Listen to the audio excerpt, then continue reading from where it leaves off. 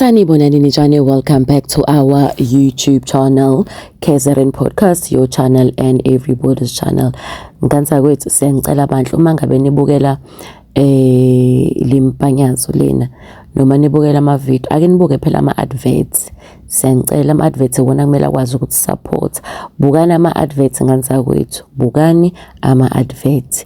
Lento iqhamuka la uma ngabe ubuka ibuke nje noma ubukeke halfway. Watch the advert, please watch the advert. Anyway, today sishaya umthetho saKwaZulu Natal ukuvulwa kweParliament laKwaZulu Natal. Kunento ke noticeayo yokuthi ke njengamanje there is a unity ubumbane emakhosazini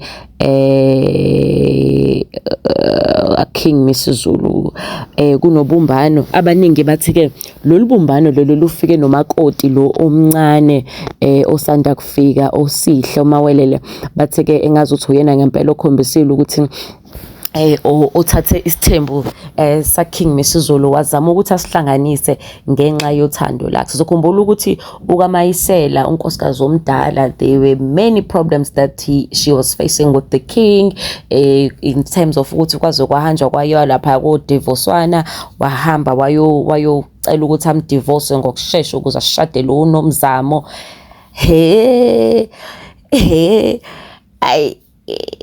King Misuzulu sometimes does things ngendlela enga-understandeki, yabo. So obviously ukaMayisela walwa ke wahamba yo interdicta naye lapha ecourt wathi akangashadwa lona uma enzo wafika nenkinga uNomzamo umayeni ya uNomzamo umamiyeni kodwa isibongo sakhe ngoba okay kwesiZulu nje wangathi nje Kamba, you can't speak ill of the king. We must respect the king, guys. It doesn't matter what he's doing. He's the king of the Zulu nation.